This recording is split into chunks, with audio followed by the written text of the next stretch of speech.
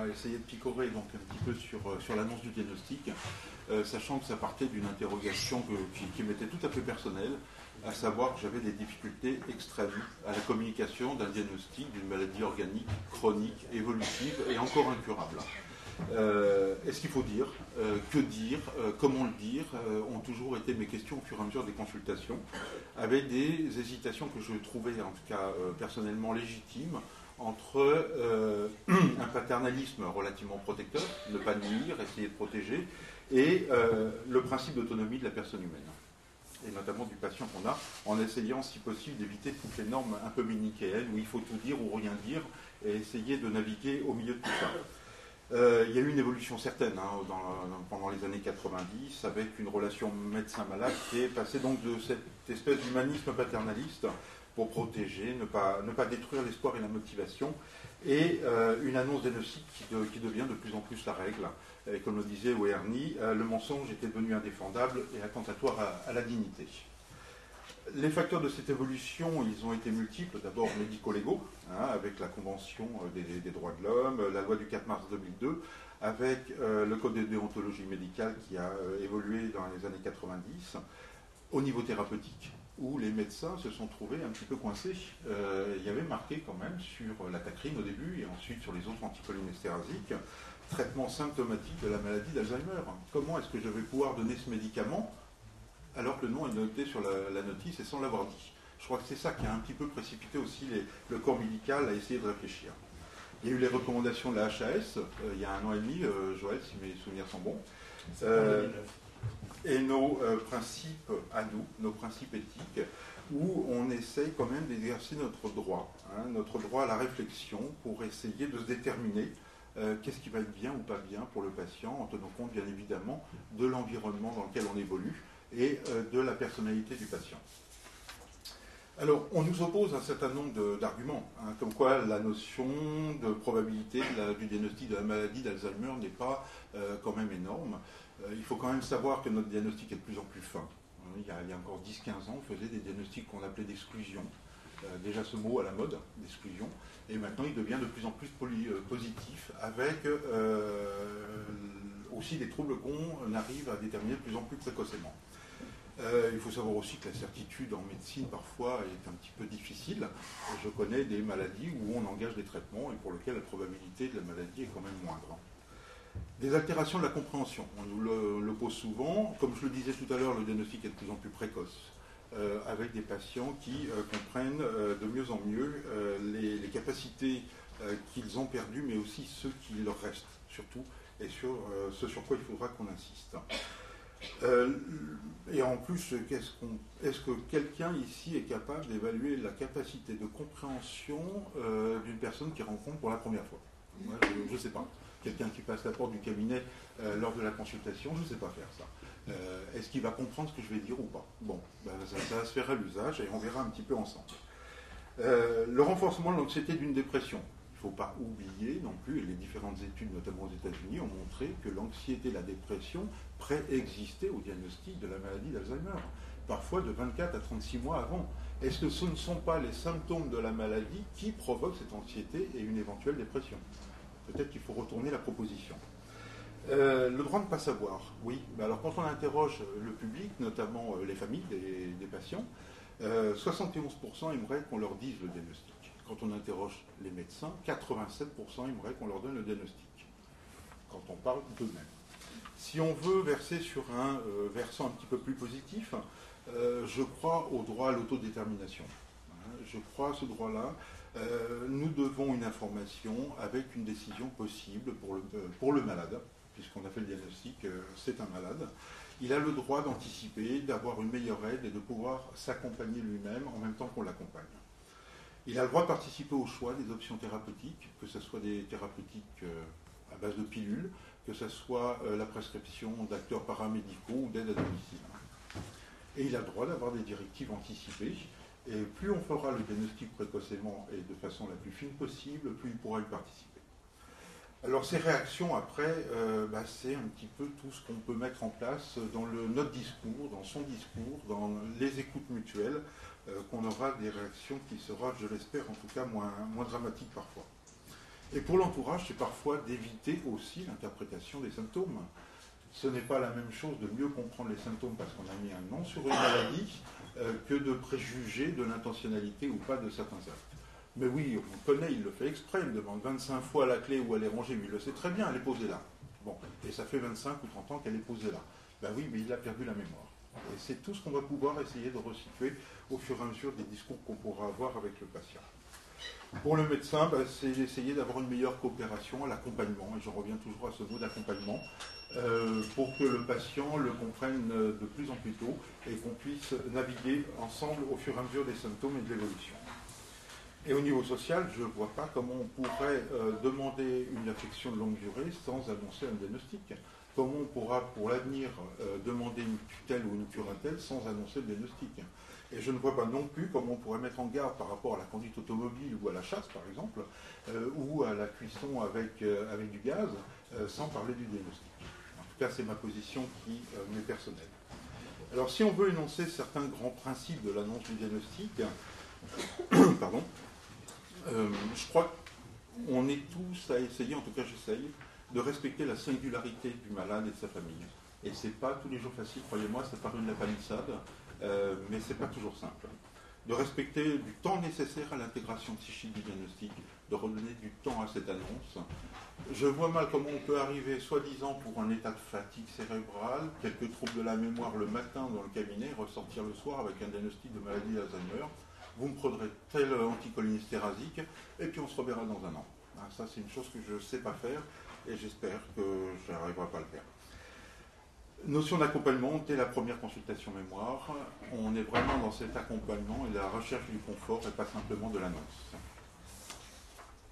Alors, la temporalité qu'on peut donner à cette annonce, elle commence dès le bonjour, dès les premiers tests qu'on peut faire à la première consultation, sachant que cette consultation va amener après à poser l'indication ou pas d'étendre nos investigations. C'est ça la première annonce. On étend parce qu'on trouve ça suffisamment important et grave pour pouvoir aller plus loin. Après, il y a souvent le radiologue qui va dire « Oh, ma brave dame, vous avez une atrophie cortico-sous-corticale diffuse. » Et puis une petite atrophie des hippocampes. Ça, c'est une deuxième annonce aussi.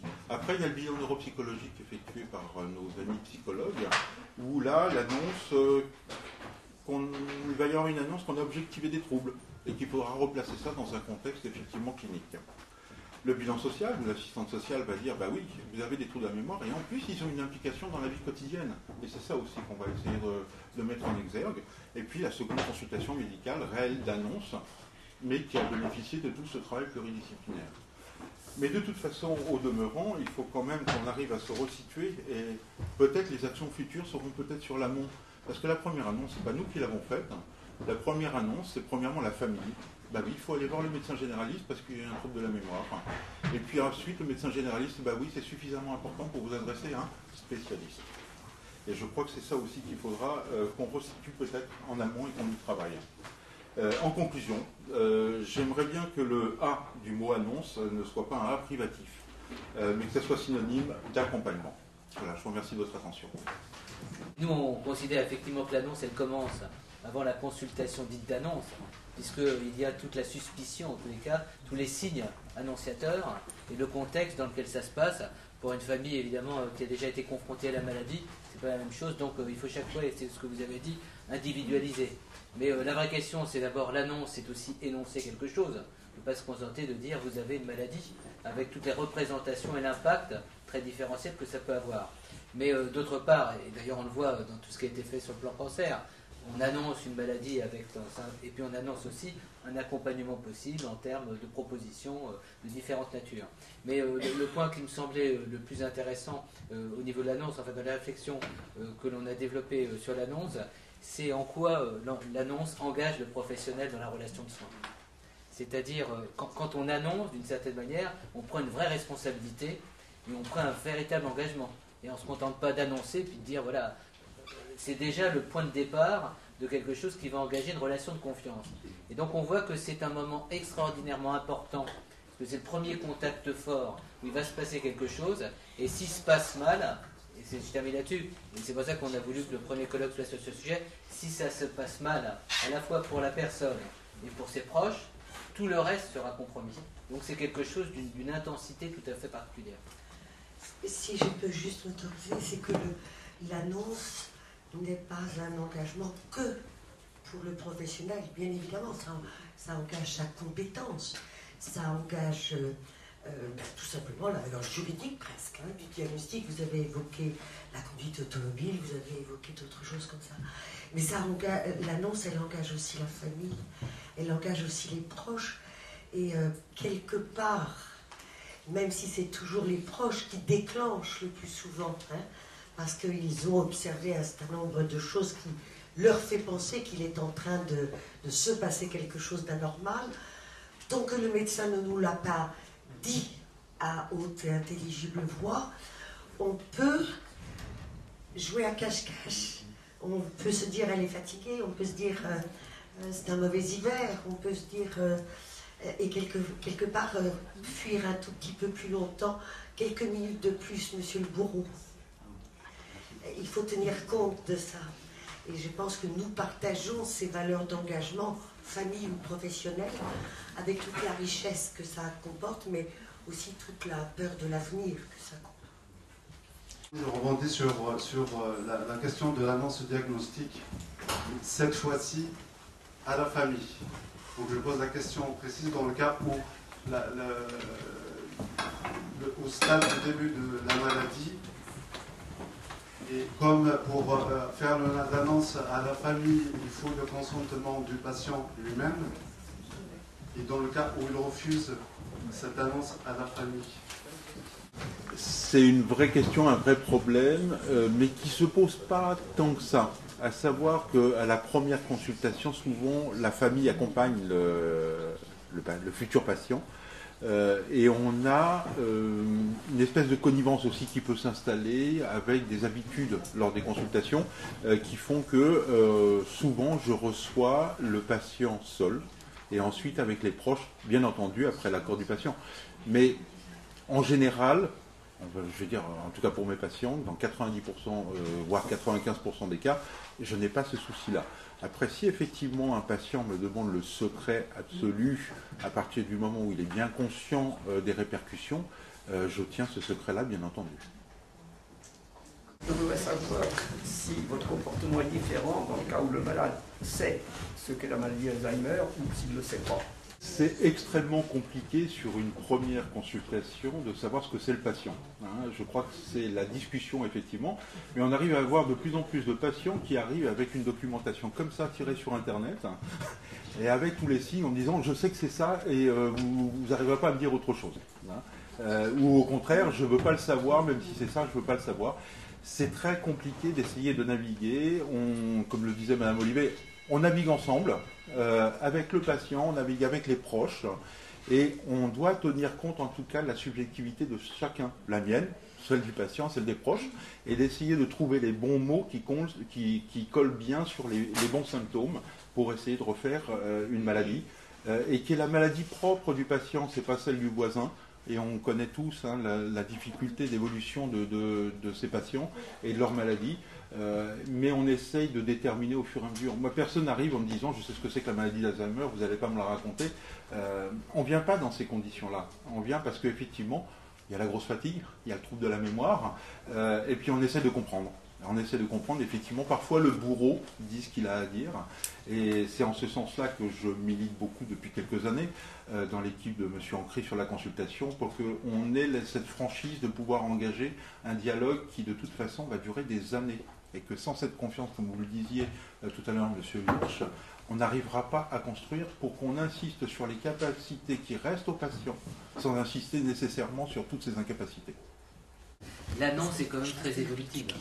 C'est-à-dire, on a trop le sentiment que c'est un moment donné qu'on annonce. Alors, quand vous l'avez très bien dit, il y a l'amont, et ensuite tout ce qui va se construire. Donc il y a une dynamique de l'annonce, et il y a aussi une dynamique de l'appropriation de l'annonce.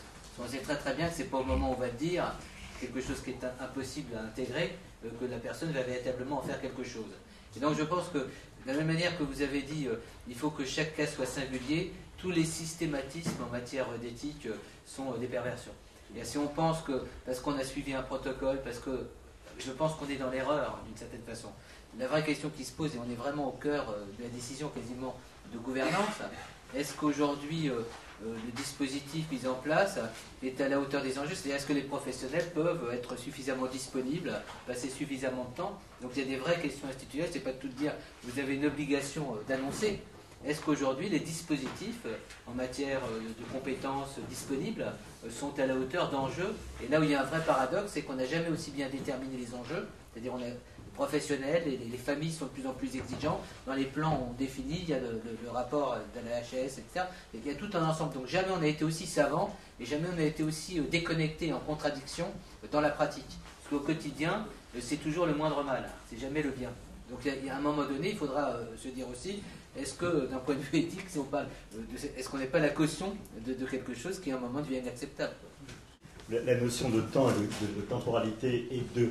Je reviens au critère de la HAS, de consultation longue et dédiée, un point essentiel qui nous a valu des heures de discussion au sein du groupe de travail et qui va poser des problèmes dans la conjoncture économico-politique dans laquelle nous vivons, c'est quelque chose d'important sur le plan éthique. Jean-Luc, et puis après... Parce que juste pour ajouter, pour le malade, moi je connais plein de malades qui disent « Oui, j'ai une maladie d'Alzheimer, le médecin me l'a dit. » Mais pourquoi vous m'interdisez de conduire ? C'est surtout les annonces qui vont avec, c'est-à-dire l'annonce de ne plus conduire, de ne plus pouvoir utiliser ses papiers, enfin sa carte bancaire, de ne plus pouvoir sortir seul. C'est aussi toute cette succession-là d'annonces qui suit la maladie d'Alzheimer. Et parce que, après, pour chaque malade, ça prend une signification différente d'avoir la maladie d'Alzheimer. Moi, un de mes premiers patients, il disait « Oh, bon, moi je m'en fous, j'ai maladie d'Alzheimer, mon père l'avait, je trouve ça normal. » Donc voilà, pour lui, ça rentrait dans quelque chose de l'ordre de la normalité. Mais par contre, c'est vrai, sur l'incidence de cette maladie sur la vie quotidienne, je crois que c'est là où sont les annonces les plus difficiles. Quand on dit à quelqu'un, et ben maintenant il y a quelqu'un qui va gérer vos finances, ou et ben non, vous ne pourrez plus faire votre toilette tout seul. Et c'est finalement cette succession de petites annonces qui sont aussi dures à vivre pour le malade.